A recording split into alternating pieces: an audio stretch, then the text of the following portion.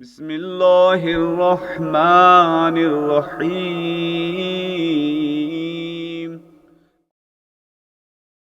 نماز رائے گاں جائیں گی ان کی یوں قیامت میں، نہیں رکھتے خیال آل احمد جو عبادت میں۔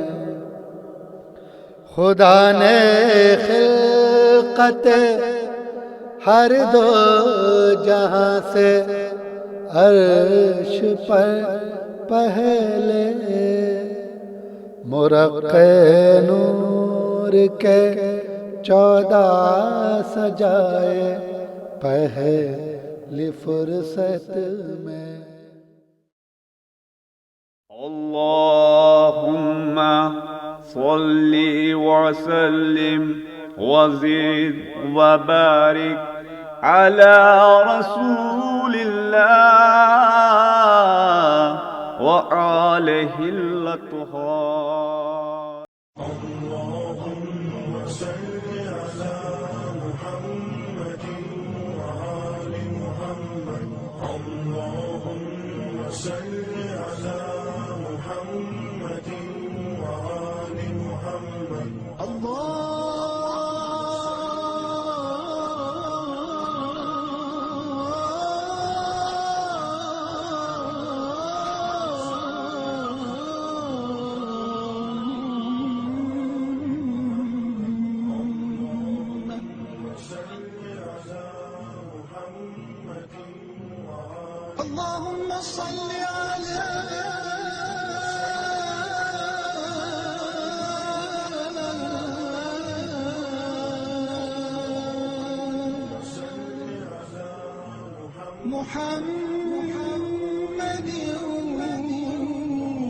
وآل محمد۔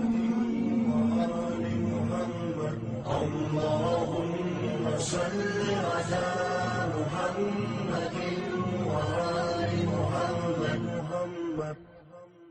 اللهم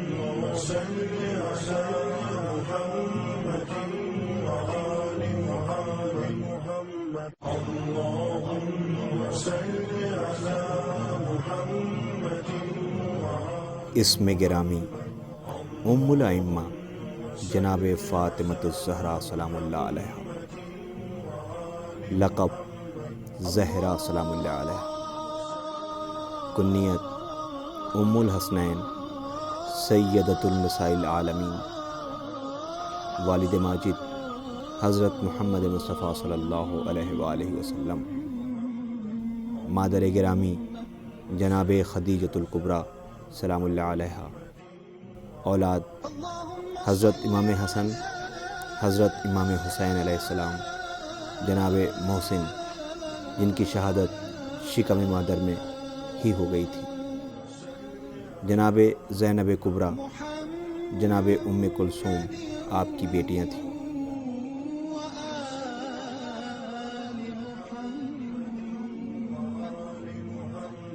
ولادت 20 جمادی الثانی 10 بعثت، مقام ولادت مکہ معظمہ، آپ کی شہادت 3 جمادی الثانی 11 ہجری کو ہوئی۔ سبب شہادت پہلو پر جلتا ہوا دروازہ گرایا گیا۔ مدفن آپ کو جنت البقیع میں دفن کیا گیا جو مدینہ منورہ میں ہے۔ مدت حیات 18 سال۔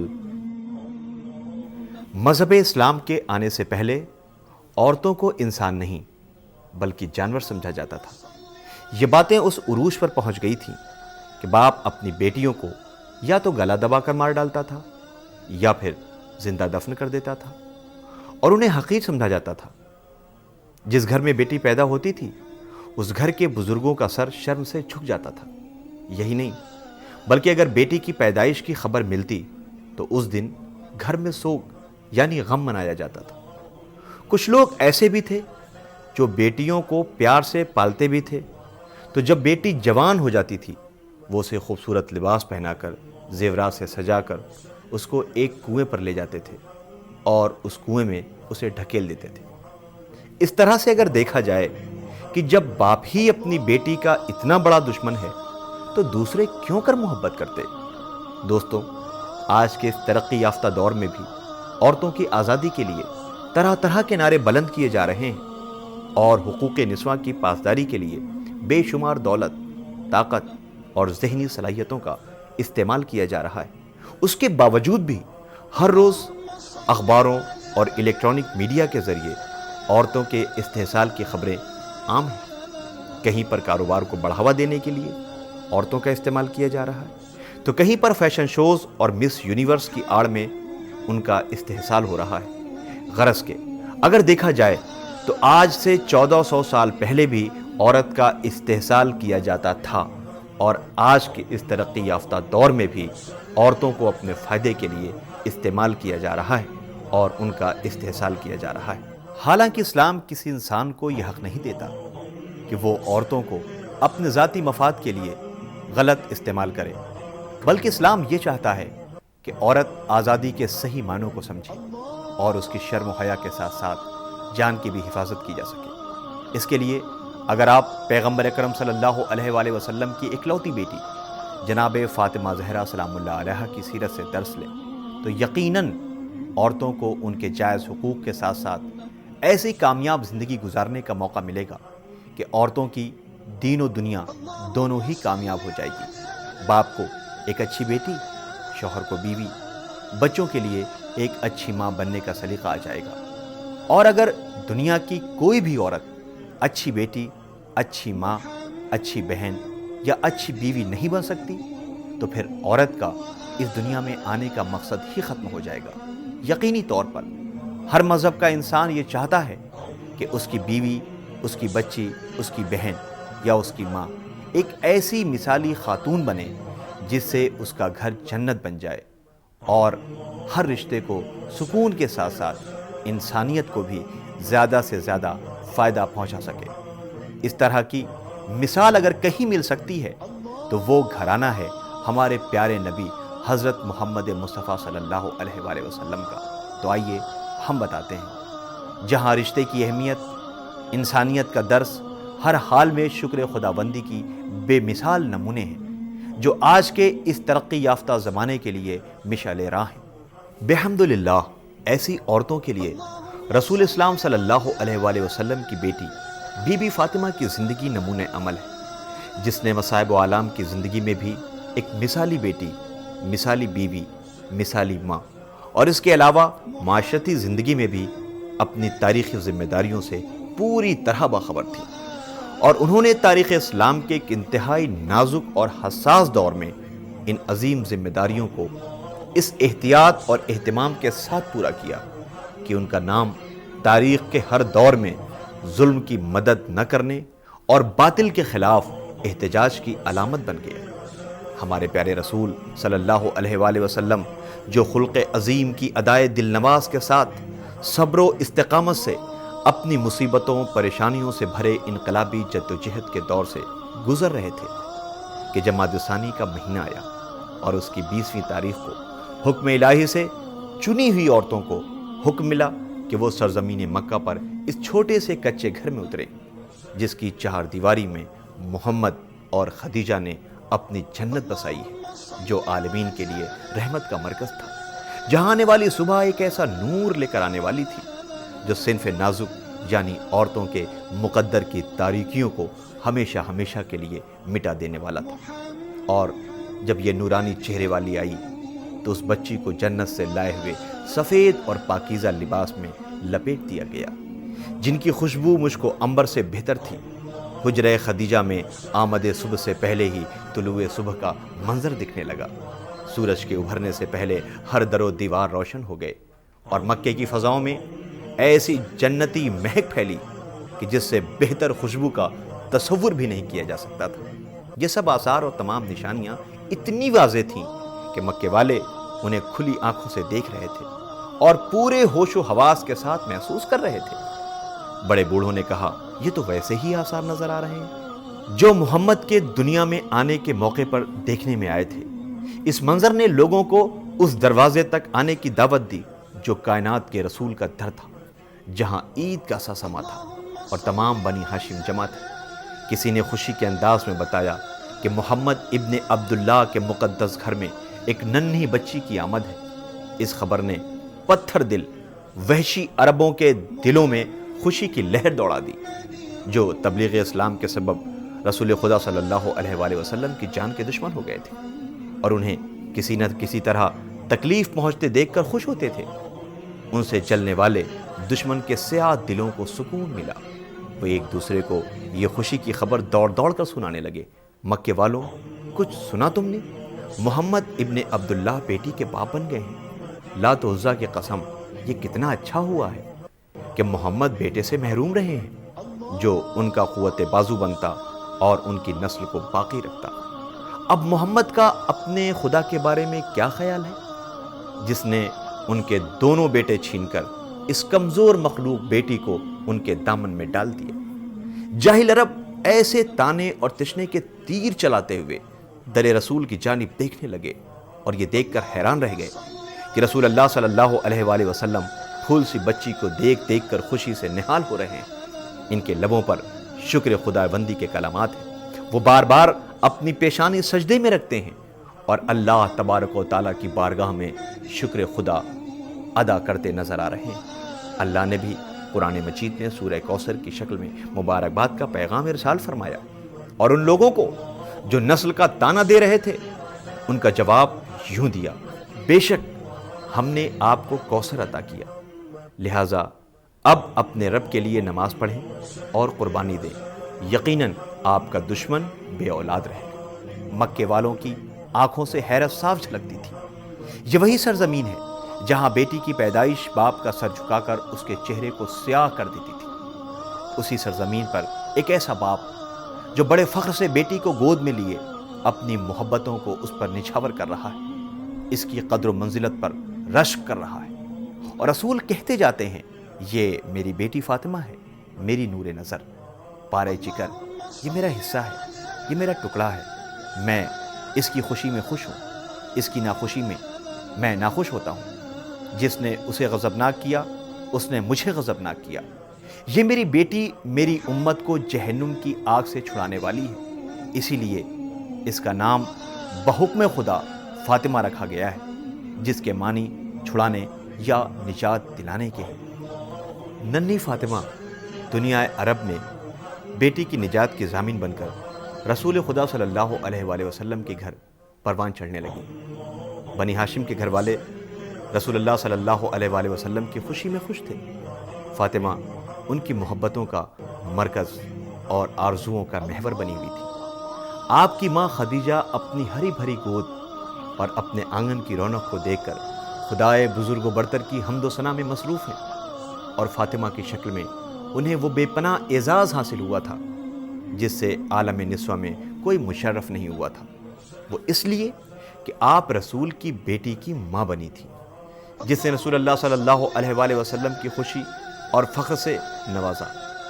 رسول اللہ کے آنگن میں فاطمہ کا مقدس وجود باعث خیر و برکت تھا، اس لیے فاطمہ مبارکہ بھی کہلائیں۔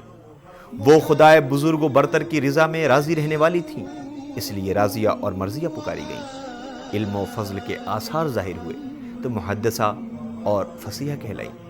صدق و صفات کو جب اکرام عطا کیا تو صدیقہ لقب ہو گیا۔ رسول اللہ صلی اللہ علیہ وآلہ وسلم نے حیات کے مختلف مراحل میں کبھی خاتون جنت، کبھی سیدۃ النساء العالمین یعنی دنیا کی عورتوں کی سردار، کبھی افضل النساء یعنی عورتوں میں سب سے زیادہ افضل کہہ کر فاطمہ کی قدر و منزلت اور بلند درجات کا بار بار اعلان کیا۔ خدیجہ اپنی ذمہ داریوں سے آگاہ تھیں، انہیں محض ایک ننھی بچی کی پرورش نہیں کرنی تھی، انہیں تو رسول کی بیٹی کو پروان چڑھانا تھا جو عالمین کی عورتوں کے لیے تعلیمات اسلامی کا ایک مکمل نمونہ و نظیر بننے والی تھی۔ فاطمہ ہو بہو رسالت کی تصویر تھی، وہ اپنی ہم عمر بچیوں سے بالکل مختلف تھی۔ رسول اللہ صلی اللہ علیہ وآلہ وسلم کی خاص توجہ، شفقت اور کبھی نہ ختم ہونے والی محبت میں فاطمہ کی فطرت کو بے پناہ نکھار دیا تھا۔ جو بھی فاطمہ کو دیکھتا بے ساختہ پکار اٹھتا کہ ننھی فاطمہ صورت و سیرت میں رسول خدا صلی اللہ علیہ وآلہ وسلم سے کتنی مشابہ ہیں۔ رسول اللہ صلی اللہ علیہ وآلہ وسلم کی طرح انہوں نے بھی وہ عام کھیل کبھی نہیں کھیلے جو بچپن کا حصہ ہوتے ہیں، نہ کبھی ضد کی، نہ ہی بچپنے کی وہ فرمائشیں جو عموماً بچے کرتے ہیں۔ چھوٹے سے کچے گھر میں نہ کوئی دنیاوی آسائش تھی اور نہ آرائش، مگر ہاں محبت و اخلاق و آداب اور جود و سخا، احسان اور کریمی کے کبھی نہ ختم ہونے والے خزانوں کے منہ کھلے ہوئے تھے۔ دروازے سے کبھی کوئی سوالی خالی ہاتھ نہیں پلٹتا تھا۔ مصیبت زدوں اور حاجت مندوں کی آس اسی در سے بندھی تھی۔ دامن انسانیت میں پناہ لینے والی معاشرے میں ہر طرف سے راستے بند پا کر اسی دہلیز کو اپنے لیے امان کی جگہ پاتے، اور فاطمہ کی ماں ملکۃ العرب خدیجہ کی دولت رسول اللہ صلی اللہ علیہ وآلہ وسلم کے نام ہبہ ہو کر اسلام کی مالی پشت پناہی کا فریضہ ادا کر رہی تھی۔ گھر میں عبادت الہی کا چرچا تھا۔ ہر وقت حمد و مناجات کی صداؤں سے در و دیوار گونجتے تھے۔ ہر نعمت پر پیشانی سجدے میں جھک جاتی تھی۔ ہر تکلیف اور پریشانی میں صبر و شکر سے کام لیا جاتا تھا۔ شکر پروردگار کی یہ ادائیں، صبر کا یہ زیور، سجدے اور عبادتوں کا یہ شوق، بندگی کا ناز و انکسار فاطمہ کو کچھ اور جلا عطا کرنے لگا۔ خدیجہ پانچوں وقت نماز میں فاطمہ کو اپنے پہلو میں کھڑا کرتی تھی تو محراب عبادت نورانی شعاؤں سے جگمگ جگمگ کرنے لگتی تھی۔ رسول اللہ صلی اللہ علیہ وآلہ وسلم دیکھتے تو خوش ہو کر فرماتے، یہ میری نور نظر فاطمہ کا نور اہل آسمان کو اسی طرح روشنی بخشتا ہے جس طرح ستارے اہل زمین کو روشنی کے خزانے عطا کرتے ہیں۔ خدیجہ کو اپنی اس کمسن بیٹی فاطمہ کو کبھی بندگی کے آداب، زندگی کے طریقے اور اخلاق و آداب سکھانے کی ضرورت نہیں پڑی تھی۔ یہ سب فاطمہ کی فطرت میں پہلے سے ہی اس طرح رچا بسا تھا کہ ہر روز اپنے نئے جلوے سے خدیجہ کو ایک خوشگوار حیرت میں ڈال دیتی تھی۔ وہ اپنی اکلوتی بیٹی کے حسن فطرت کے جوہر دیکھ کر خود پر ناز کرتی اور شکر خالق بجا لاتی، اس لیے کہ وہ عورتوں کی سردار کی ماں ہے۔ وہ اپنی دعاؤں کا مفہوم بیٹی کو سمجھا کر اس ننھی معصوم جان کو دعا کی قبولیت کا وسیلہ بناتی۔ ان کے چھوٹے سے کچے آنگن میں فاطمہ کے ننھے وجود سے بہار کا سا سما تھا۔ ننھی فاطمہ نے اس دور میں ہوش سنبھالا جب بچپنے کی ابتدائی منزل تھی۔ یہ وہ منزل ہے کہ جس میں معصوم بچوں کے لیے دنیا کی ہر نعمت اکٹھا کرنے میں کوئی کسر نہیں چھوڑی جاتی۔ 2 سال کی فاطمہ کے لیے دودھ بھی میسر نہیں تھا۔ ننھی معصومہ کو ماں کی فکر مندی اور خاندان کی پریشان حالی دیکھتی تو ماں کے دکھوں میں ان کی ساتھی بن جاتی۔ فاطمہ کے شعور میں کفار مکہ کے ذریعے اپنے بابا کے پریشان کیے جانے کا یہ سارے منظر کا نقشہ ایک ایک کر کے پختہ ہوتا جا رہا تھا۔ تبلیغ اسلام کی جد و جہد کی سختیوں اور رسول اللہ صلی اللہ علیہ وآلہ وسلم کی ثابت قدمی نے فاطمہ کو کم سنی میں ہی صبر و استقامت کا مفہوم سمجھا دیا تھا۔ وہ اپنے بزرگ مرتبہ والد کی ذمہ داریوں کو بڑی گہرائی سے دیکھ رہی تھی۔ فاطمہ اپنے شعور میں خاندان کی قدر و منزلت اور اللہ کی جانب سے عطا کردہ مقام و مرتبے کی اہمیت پہچان رہی تھی۔ بچپن سے ہی فاطمہ کے دل و دماغ میں اللہ کی خوشنودی کو حاصل کرنے کی خاطر سب کچھ قربان کر دینے کی ادا رچ بس گئی تھی۔ بی بی خدیجہ کو رسول اللہ صلی اللہ علیہ وآلہ وسلم کے مقصد سے جو دلی لگاؤ تھا، آپ اس کی امین بن گئیں، جس کا اظہار فاطمہ کے کردار میں اس طرح ہونے لگا کہ خدیجہ نہال ہو گئیں۔ انہی دنوں خدیجہ کو کہیں سے شادی میں شرکت کی دعوت ملی۔ یہ عرب کی محترم عورتوں میں سے تھی، لیکن رسول اللہ صلی اللہ علیہ وآلہ وسلم سے محبت کی عظیم دولت پا کر انہوں نے اپنی تمام دولت رسول اللہ صلی اللہ علیہ وآلہ وسلم کے نام کر دی تھی، جو اسلام کی تبلیغ پر صرف ہوتی تھی۔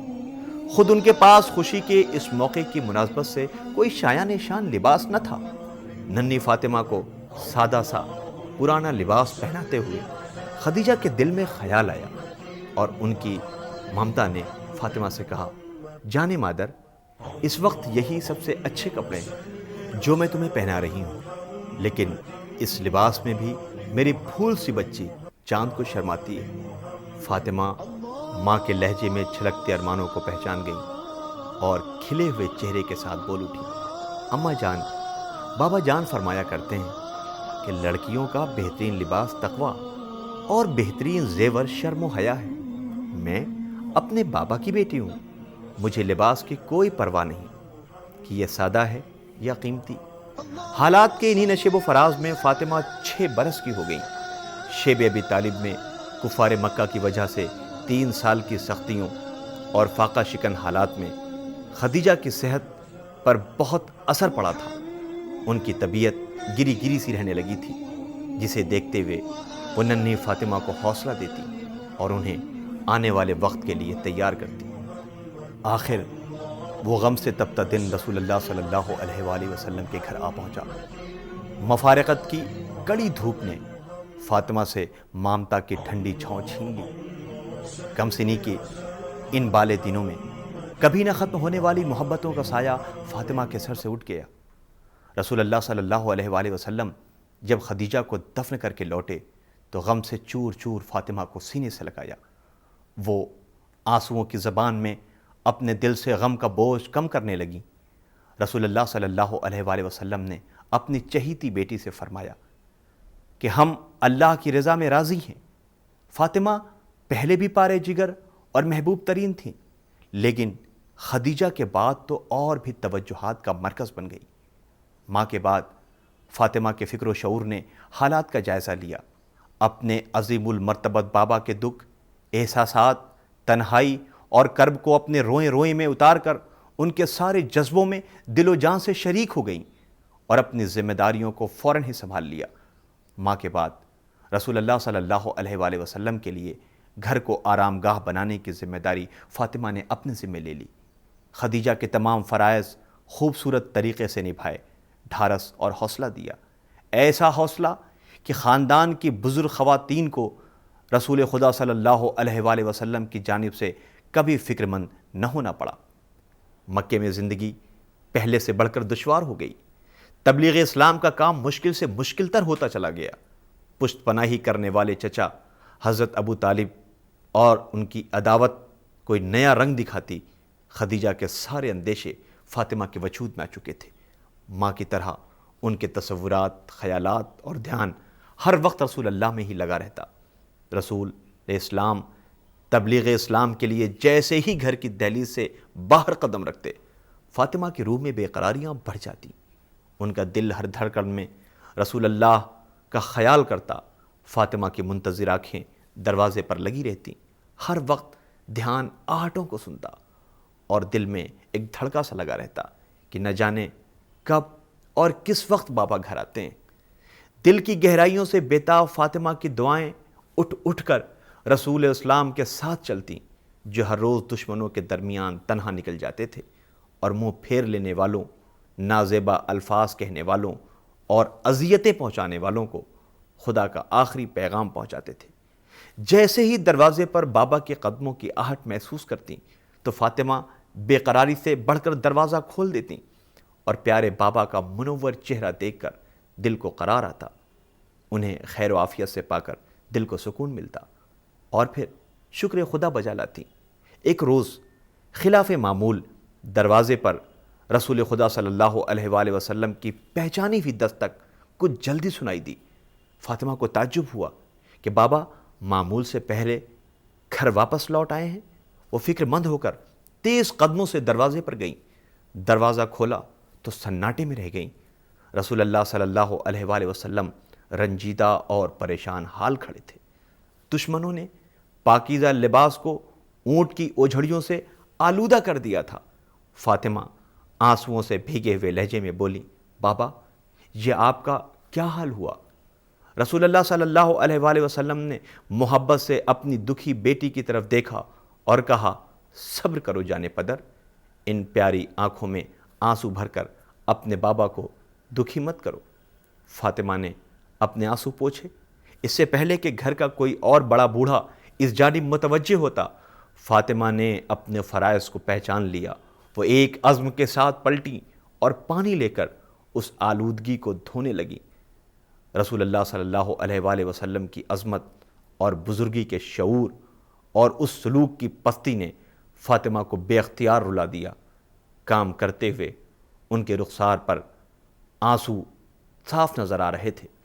رسول اللہ صلی اللہ علیہ وآلہ وسلم نے پیار سے فاطمہ کے سر پر ہاتھ رکھا اور غم و الم سے دکھی دل کو ڈھارس دی۔ صبر کرو نور نظر، ہم کتنے ہی تنہا کیوں نہ ہو جائیں، ساری دنیا بھی ہمیں اگر چھوڑ دے مگر اللہ تو ہمارے ساتھ ہے، وہ ہمیں کبھی تنہا نہیں چھوڑے گا۔ دونوں کے دکھی دلوں میں خدیجہ اور ابو طالب کی یاد ہولے ہولے سلگ رہی تھی، جن کے بچھڑ جانے سے محبتوں کی ٹھنڈک اور تحفظ کی چھاؤں جیسے زندگی سے نکل گئی تھی۔ اب تو یہ روز کا معمول ہو گیا۔ فاطمہ اندیشوں سے لرزتیں اور رسول اللہ صلی اللہ علیہ وآلہ وسلم کی آمد کے منتظر رہتیں۔ وہ گھر آتے تو کبھی کانٹوں سے پاؤں زخمی ہوتے، تو کبھی پتھر مارے جانے سے لہو لہان، کبھی صاف اور پاکیزہ لباس پر گندگی کے چھینٹے ہوتے، تو کبھی سر پر کوڑا پھینکے جانے کی خبر ملتی، لیکن فاطمہ لمحہ بھر کو بھی پریشان نہ ہوتی۔ وہ اپنے حوصلے کو سمیٹ کر اپنے بابا رسول خدا صلی اللہ علیہ وآلہ وسلم کی مشکلوں اور اذیتوں میں پورے جذبے کے ساتھ شریک ہو جاتی۔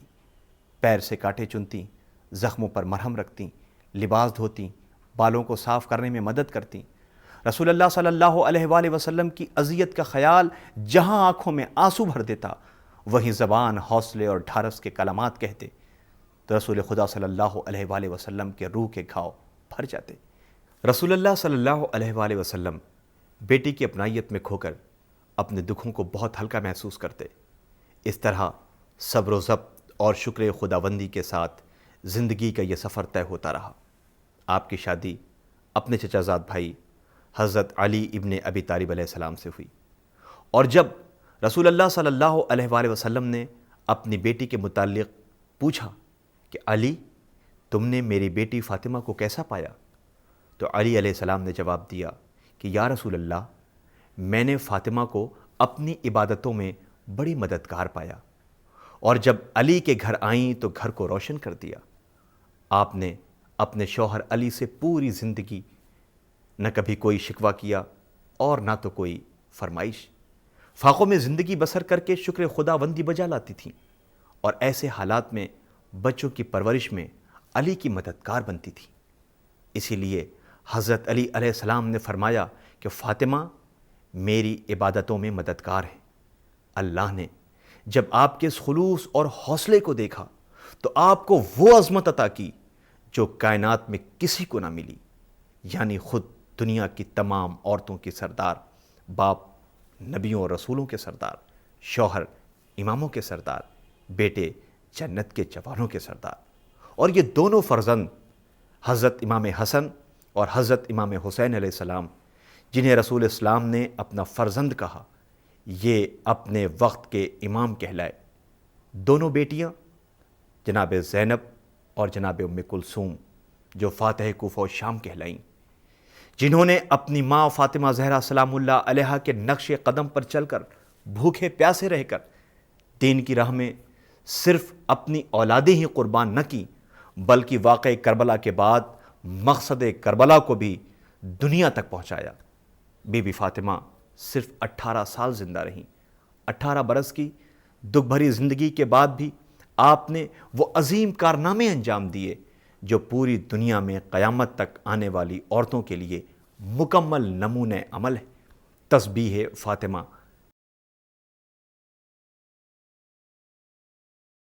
اضافی کمالات اور ذاتی مناقب کے بعد اسلام میں صدیقہ طاہرہ سلام اللہ علیہا کی عطا کا جائزہ لیا جائے تو اس کی بھی 2 قسمیں ہیں۔ صدیقہ طاہرہ سلام اللہ علیہا نے ملت اسلامیہ کو درس تسبیح بھی دیا ہے اور اسلام کی محافظ بھی فراہم کیا ہے۔ درس تسبیح کے اعتبار سے آپ کی تسبیح آج بھی ہر نماز کی تکمیل اور ہر عبادت کی جان ہے۔ معنوی اعتبار سے یہ تکبیر تمہید اور تسبیح سے مرکب ہے، اور ظاہری اعتبار سے ابتدا میں یہ تسبیح دھاگوں کے گرہوں سے بنائی گئی۔ اس کے بعد جب جناب حمزہ کی شہادت واقع ہوئی تو معصوم عالم نے ان کی خاک قبر سے تسبیح کے دانے تیار کیے اور اسی طرز عمل کی اتباع میں حضرت امام زین العابدین حضرت امام سجاد علیہ السلام، جنہوں نے خاک قبر سید الشہداء سے تسبیح کے دانے تیار کیے، جس کا سلسلہ آج تک جاری ہے۔ اور اس کے بارے میں یہ روایت بھی ہے کہ خاک شفا خود بھی تسبیح پروردگار کرتی رہتی ہے، چاہے کوئی تسبیح پڑھنے والا ان دانوں پر ذکر خدا نہ بھی کرے۔ اور یہ کوئی حیرت انگیز بات نہیں ہے۔ اگر سورہ جمعہ کے مطابق کائنات کا ہر ذرہ تسبیح پروردگار کر رہا ہے، تو جن ذرات میں خون معصوم جذب ہو گیا ہو، ان کے تسبیح پروردگار کرنے میں کیا تعجب ہے۔ اسلام کو محافظ فراہم کرنے میں صدیقہ طاہرہ سلام اللہ علیہا کی خصوصیت یہ ہے کہ انہیں مالک کائنات نے مصداق کوثر قرار دیا ہے اور ایک وحدت میں بے پناہ کثرت کو سمو دیا ہے۔ صدیقہ طاہرہ سلام اللہ علیہا وہ دختر پیغمبر ہیں جو نسل پیغمبر کی بقا کا ذریعہ ہیں، جبکہ دنیا میں ہر انسان کی نسل بیٹے کے ذریعے قائم ہوتی ہے۔ اللہ نے پیغمبر اسلام صلی اللہ علیہ وآلہ وسلم کی نسل کو بیٹی کے ذریعے قرار دیا ہے، اور پھر اس میں اس قدر برکت دے دی ہے کہ بحمدللہ آج دنیا میں ہر طرف سادات نظر آ رہے ہیں، یا یہ کہا جائے کہ سورہ کوثر اپنا اثر دکھا رہا ہے۔ ان ساری باتوں سے صدیقہ طاہرہ سلام اللہ علیہا کے خصوصیات اور امتیازات کا بھی اندازہ ہو جاتا ہے، اور یہ بھی واضح ہو جاتا ہے کہ صدیقہ طاہرہ سلام اللہ علیہا کے جن کمالات میں دوسرے افراد شریک ہیں، ان میں بھی صدیقہ طاہرہ سلام اللہ علیہا کو ایک امتیاز حاصل ہے۔ مثال کے طور پر اگر نسبی اعتبار سے بعض خواتین معصوم کی بیٹی یا زوجہ یا ماں ہیں، تو صدیقہ طاہرہ سلام اللہ علیہا ہر اعتبار سے عصمتی رشتے کی مالک ہیں اور ان کے 2 فرزند امام ہیں۔ اگر طہارت کے اعتبار سے مریم بطول ہیں، تو صدیقہ طاہرہ سلام اللہ علیہا نے ایک پورا مصحف بطور وراثت چھوڑا ہے، جو 2-4 کلمات کا مجموعہ نہیں ہے، بلکہ شروع سے آخر تک کے حالات کا مجموعہ ہے۔ شجاعت کی 2 قسمیں ہوتی ہیں۔ ایک کا اظہار قوت قلب و جگر سے ہوتا ہے، جو عام طور سے خطرات کی منزل اور میدانوں میں سامنے آتے ہیں، اور ایک شجاعت کا اظہار زور زبان سے ہوتا ہے، جہاں سلطان جابر کے سامنے کلمہ حق کا اعلان کیا جاتا ہے۔ مالک کائنات نے صدیقہ طاہرہ سلام اللہ علیہا کو دونوں طرح کی شجاعت سے نوازا تھا۔ قوت قلب و جگر کے اعتبار سے وہ منظر بھی قابل توجہ ہے جب رسول اکرم صلی اللہ علیہ وآلہ وسلم کا سارا گھر کفار و مشرکین کے نرغے میں گھرا ہوا تھا اور آپ ہجرت کر کے مدینے کی طرف تشریف لے گئے تھے۔ خانہ رسالت میں اگر ایک طرف شیر خدا علی مرتضیٰ بستر رسالت پر آرام فرما تھے، تو دوسری طرف صدیقہ طاہرہ کمسنی کے عالم میں اس محاصرے کا مقابلہ کر رہی تھیں، اور آپ پر کسی طرح کا خوف و ہراس نہیں تھا، جبکہ انہی کفار کے خوف سے بڑے بڑے بہادر افراد حزن و خوف میں مبتلا ہو گئے تھے اور ان کی آنکھوں سے آنسو جاری ہو گئے تھے۔ خود میدان احد میں بھی اس شجاعت کا ایک منظر دیکھنے میں آیا، جہاں کفار و مشرکین کے خوف سے بڑے بڑوں نے میدان چھوڑ دیا تھا، وہیں آپ اپنے والد کے زخمی ہونے کی خبر سن کر میدان احد میں پہنچ گئیں، اور وہاں پہنچ کر پیغمبر اسلام کے زخموں کو صاف کرتی ہیں، اور پھر جناب حمزہ کے لاشے پر گریہ بھی کرتی ہیں۔ احد کی جنگ کا نقشہ دیکھنے والے اور قرآن مجید میں اصحاب رسول کے فرار کی داستان پڑھنے والے صدیقہ طاہرہ کی اس قوت قلب و جگر کا بخوبی اندازہ کر سکتے ہیں، اور انہیں احساس ہو سکتا ہے کہ اس قیامت خیز موقع پر میدان جہاد کی طرف قدم بڑھانا کس ہمت اور طاقت کا کام ہے۔ ادبی شجاعت کے لیے تاریخ صدیقہ طاہرہ سلام اللہ علیہا کا وہ قیامت خیز موقع ہی کافی ہے جب رسول اکرم صلی اللہ علیہ وآلہ وسلم کے بعد اپنے حق کو ثابت کرنے کے لیے دربار خلافت میں آئیں، اور وہ تاریخی خطبہ ارشاد فرمایا جس نے اہل دربار کے دل ہلا دیے اور حاکم وقت کو آنسو بہانے پر مجبور کر دیا۔ تاریخ میں اس خطبے اور اس کے متعلقات کا تفصیلی تذکرہ موجود ہے، اور اس تذکرے سے اس شجاعت و ہمت کا مکمل اندازہ کیا جا سکتا ہے۔ اس خطبے میں اسلامی احکام، آیات قرآنی سے استدلال، انصار و مہاجرین کی غیرت کو چیلنج، اپنے حق کے اس بات اور عورتوں کے حقوق سے دفاع کے بارے میں جن حقائق و معارف کا تذکرہ کیا گیا ہے ان کا ہوش پرسکون حالات میں بھی نہیں رہ جاتا ہے۔ ایسے سنگین حالات میں اور ایسے سخت ترین ماحول میں ایسا خطبہ ایک خاتون کی زندگی کا وہ شاہکار ہے جسے معجزہ و کرامات سے کم کا درجہ نہیں دیا جا سکتا ہے۔ شہزادی فاطمہ زہرا سلام اللہ علیہا کی زندگی قیامت تک آنے والی عورتوں کے لیے نمونِ عمل ہے، جس نے محض 18 سال کی زندگی کے ہر پہلو کو نمونِ عمل بنا دیا۔ اب دیکھیے نا، جو صرف 5 برس تک ہی ماں کی ممتا سے فیضیاب ہو سکیں، 10 رمضان المبارک کو جناب خدیجہ کا انتقال ہو گیا، جو جناب فاطمہ زہرا سلام اللہ علیہا کی زندگی کا پہلا عظیم صدمہ تھا، اور جس کے بعد رسول اکرم صلی اللہ علیہ وآلہ وسلم کے لیے جناب خدیجہ کا صدمہ اور شدید ہو گیا جب آپ کے شفیق چچا موصل اسلام جناب ابو طالب علیہ السلام بھی چند مہینوں کے بعد انتقال کر گئے۔ اور اسی شدید غم کی وجہ سے رسول خدا صلی اللہ علیہ وآلہ وسلم نے اس سال کا نام عام الحزن یعنی غم کا سال رکھ دیا، اور آپ برابر انہیں یاد کرنے لگے۔ ایسے وقت میں حضرت علی علیہ السلام اور بی بی فاطمہ زہرا سلام اللہ علیہا کے علاوہ اور کوئی نہیں تھا جو آپ کو ڈھارس دے سکے۔ یہ اس خدیجہ کی یاد ہے جس نے اس وقت رسول خدا صلی اللہ علیہ وآلہ وسلم کی بات کی تصدیق کی جب لوگ ان کی باتوں کا انکار کر رہے تھے، اور انہوں نے اس وقت رسول اسلام صلی اللہ علیہ وآلہ وسلم کو مالی مدد دی جب اسلام کو مال کی شدید ضرورت تھی۔ وفات جناب خدیجہ کے بعد جناب فاطمہ زہرا سلام اللہ علیہا کا دوسرا امتحان اس وقت ہوا جب قدرت نے رسول اکرم صلی اللہ علیہ وآلہ وسلم کو حکم ہجرت دے دیا، اور آپ حضرت علی علیہ السلام کو بستر پر لٹا کر مدینے کی طرف روانہ ہو گئے، جبکہ گھر دشمنوں اور قاتلوں کے نرغے میں گھرا ہوا تھا، اور جناب فاطمہ زہرا سلام اللہ علیہا گھر کے اندر موجود تھیں، لیکن تمام رات کسی طرح کے خوف و ہراس کا اظہار نہیں کیا اور نہایت درجہ اطمینان کے ساتھ رات گزار دی، بلکہ مدینے روانگی کے موقع پر بھی ظالموں نے زحمتیں کھڑی کر دیں، اور اس ماحول میں بھی جناب فاطمہ زہرا سلام اللہ علیہا نے اپنے سکون قلب اور توکل علی اللہ کا مظاہرہ کیا۔ اٹھ اٹھ کے خاک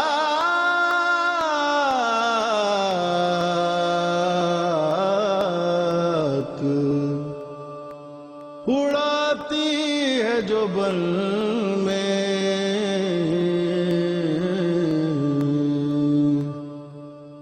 شاید الاصغر کو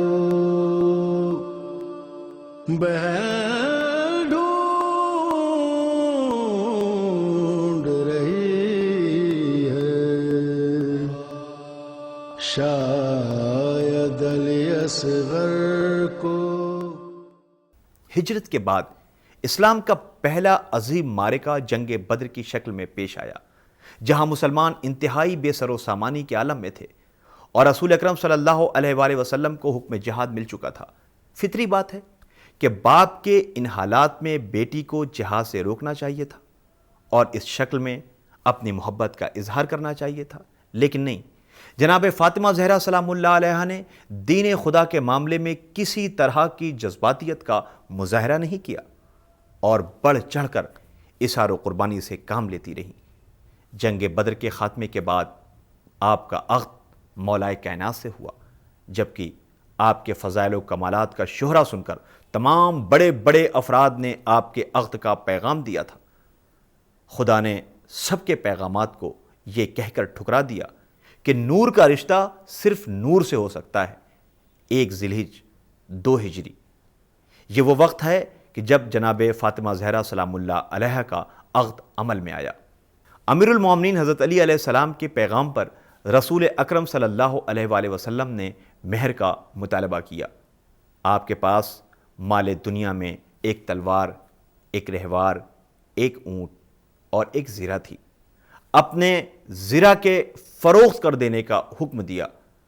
500 درہم میں زرہ فروخت ہوئی، اور وہی رقم جناب سیدہ سلام اللہ علیہا کی مہر قرار پائی، جس سے روز اول یہ بات واضح ہو گئی کہ مہر کی ادائیگی اس قدر اہم مسئلہ ہے کہ اسے عقد سے پہلے ہی ہو جانا چاہیے، چاہے اس کی راہ میں بہترین سامان زندگی فروخت کرنا پڑے۔ اور اس طرح اس عصری نظریے کی واضح تردید ہو گئی کہ مہر صرف برائے تذکرہ ہوتا ہے اور اس کا ادائیگی سے کوئی تعلق نہیں ہوتا ہے، یا سامان زندگی فروخت کرنا ہے تو شادی کے انتظامات کے لیے کیا جائے، مہر کی ادائیگی کے لیے نہیں۔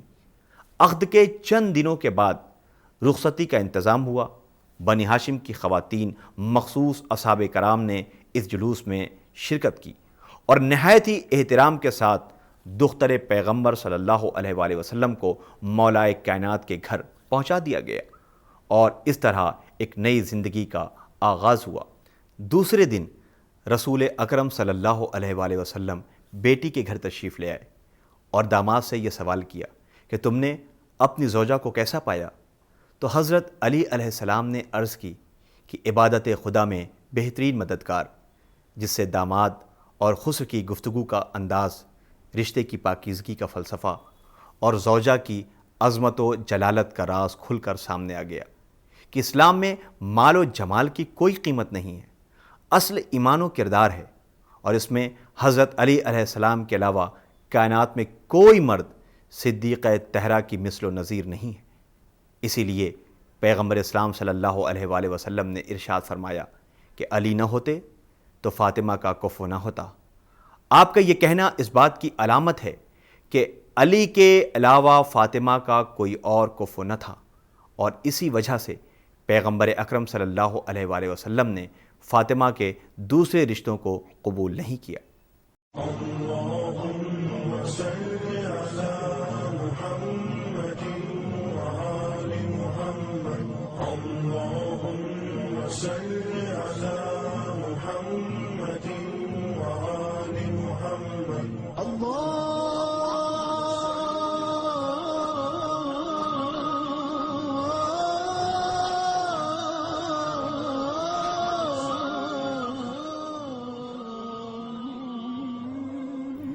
تین ہجری میں جنگ احد پیش آئی، جو جناب فاطمہ زہرا سلام اللہ علیہا کی زندگی کا دوسرا امتحان تھا، جہاں صورتحال ایسی خراب ہو گئی کہ حضرت امیر المومنین علیہ السلام نے حفاظت رسول میں 16 گہرے زخم کھائے اور رسول اکرم صلی اللہ علیہ وآلہ وسلم کا چہرہ مبارک بھی زخمی ہو گیا، لیکن جناب سیدہ نے کسی خوف و ہراس کا مظاہرہ کرنے کے بجائے باپ کی مرہم پٹی بھی کی، شوہر کا علاج بھی کیا اور ذوالفقار حیدری کی صفائی کا فرض بھی انجام دیا، جبکہ احد کے حالات نے بڑے بڑے لوگوں کو پست کر دیا تھا اور بڑے بڑے لوگوں نے رسول اکرم صلی اللہ علیہ وآلہ وسلم کی جان پر اپنی جانوں کو ترجیح دی تھی۔ 5 ہجری جنگ احزاب اور 7 ہجری میں جنگ خیبر کے مارکے میں بھی جناب سیدہ سلام اللہ علیہا کے سامنے پیش آئے، اور ہر مارکے میں حضرت علی علیہ السلام جان کی بازی لگاتے رہے، لیکن کبھی جناب سیدہ نے اپنے بابا سے یہ نہیں کہا کہ اگر یہ قتل کر دیے گئے تو آپ کی بیٹی کا کیا ہوگا؟ مناسب یہی ہے کہ دوسرے اصحاب کو جنگ پر بھیج دیجیے، بلکہ برابر اس بات پر آپ نے اطمینان کا اظہار کیا اور اپنے فضائل و کمالات میں اسے شمار کیا۔ رب العالمین نے مجھے ایسا شوہر عطا کیا ہے جو راہ خدا کا مجاہد اور اسلام کی خاطر جان قربان کر دینے والا ہے۔ ماں خدیجہ بھی ایسی کہ دین کے لیے سارا مال قربان کر دے، باپ ایسا کہ مذہب کے لیے ہر مصیبت برداشت کر لے، اور شوہر ایسا کہ اسلام کی بقا اور رسول اکرم صلی اللہ علیہ وآلہ وسلم کے تحفظ کے لیے ہر مارکے میں جان کی بازی لگا دے، اور اولادیں ایسی کہ جو دین کے کام آئیں۔ 7 ہجری میں رسول اکرم صلی اللہ علیہ وآلہ وسلم نے آپ کو جناب فضہ جیسی کنیز عطا فرمائی، تو اس کے ساتھ بھی آپ کا برتاؤ یہ رہا کہ گھر کا کام ایک دن فضہ کریں اور آپ آرام کریں، اور ایک دن آپ کریں اور فضہ آرام کریں، تاکہ اسلامی مساوات بھی برقرار رہے اور کنیزوں کو کنیزی اور ذلت کا احساس بھی نہ ہونے پائے۔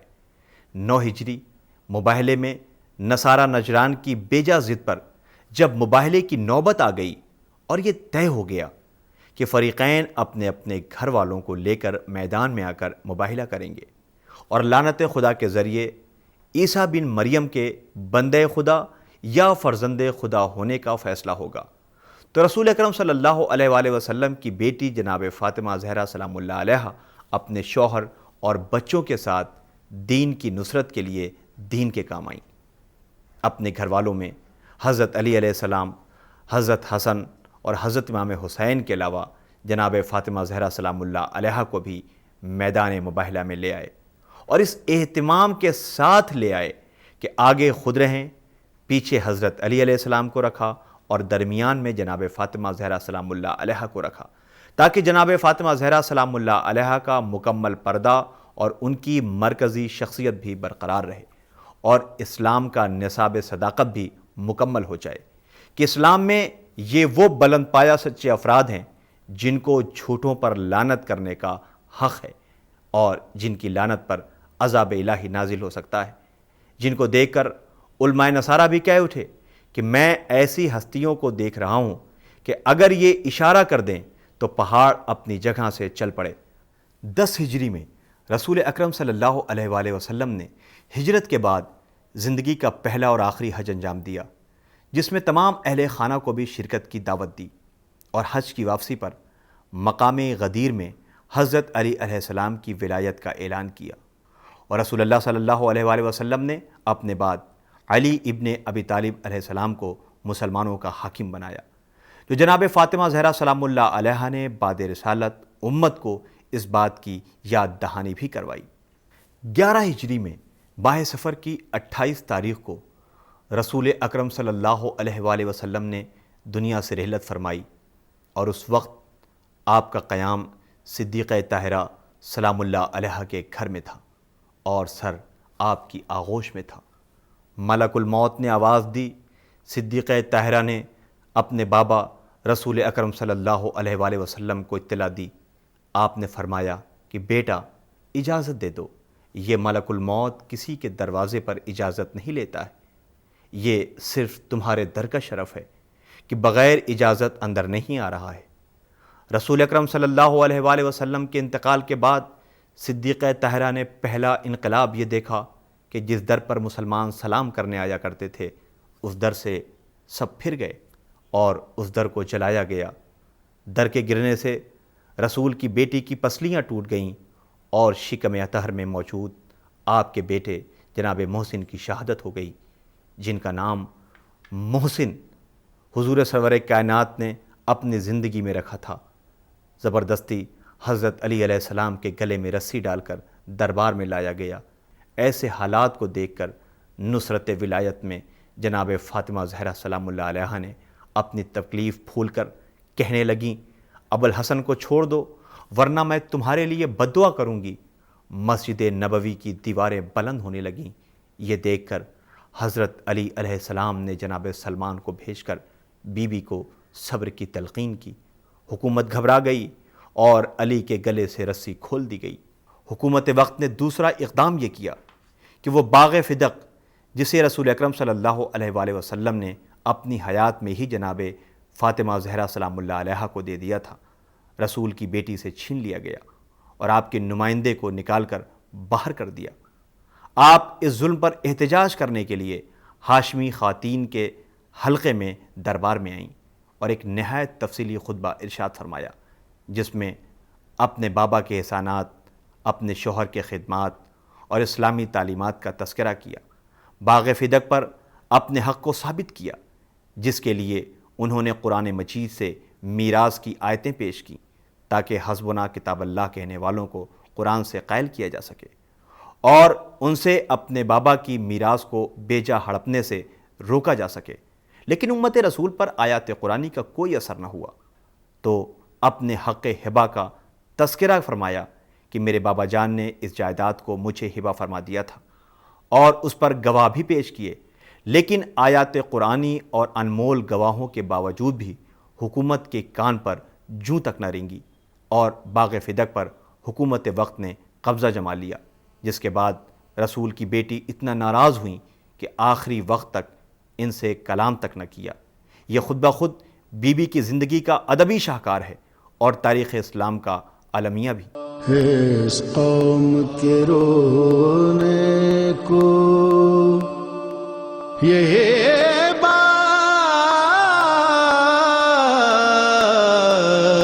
بڑی ہے، زہرا بھرے دربار میں حق مانگ رہی ہے۔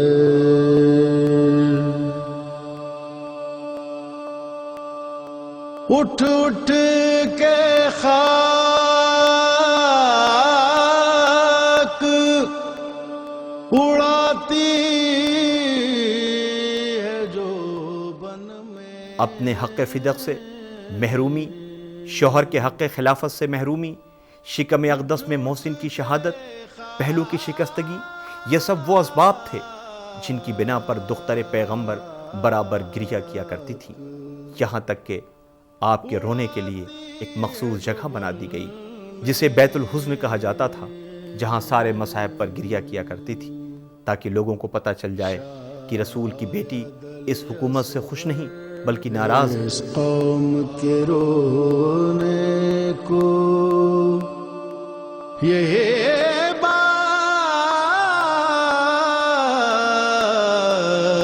بڑی ہے۔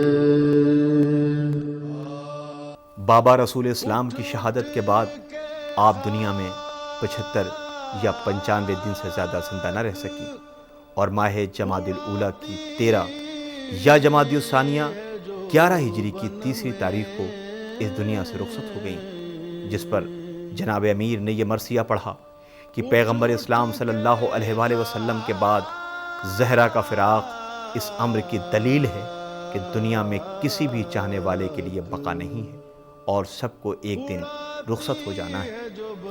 وقت آخر آپ حجرِ عبادت میں تشریف لے گئیں اور جناب اسما سے فرمایا کہ جب تک میری تسبیح و تحلیل کی آواز آتی رہے سمجھنا کہ دختر پیغمبر زندہ ہے، اور جب یہ آواز بند ہو جائے تو سمجھ لینا کہ دختر پیغمبر نے انتقال کیا، اور میرے بچوں کا خاص خیال رکھنا۔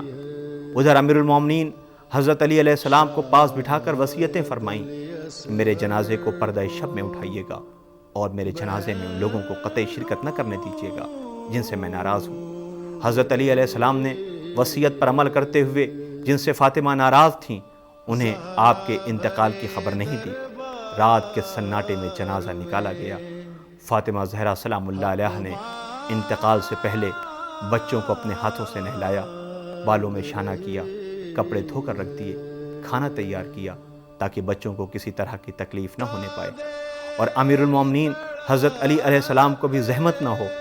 جس صورتحال کو دیکھ کر حضرت امیر نے اس غیر معمولی مصروفیت کا سبب دریافت کیا تو آپ نے فرمایا کہ میں نے بابا جان کو خواب میں دیکھا ہے اور میرا خواب سچا ہے، لہٰذا آج میں بابا کی خدمت میں جا رہی ہوں۔ حضرت امیر المومنین علیہ السلام نے حسب وصیت غسل و کفن دیا، بچوں نے ماں کو رخصت کیا، اور جنازہ رات کی تاریکی میں اس تابوت کے اندر اٹھایا گیا جو آپ نے اپنی زندگی میں ایسا تابوت تیار کرایا تھا جس سے میت کے خد و خال نظر نہیں آتے تھے۔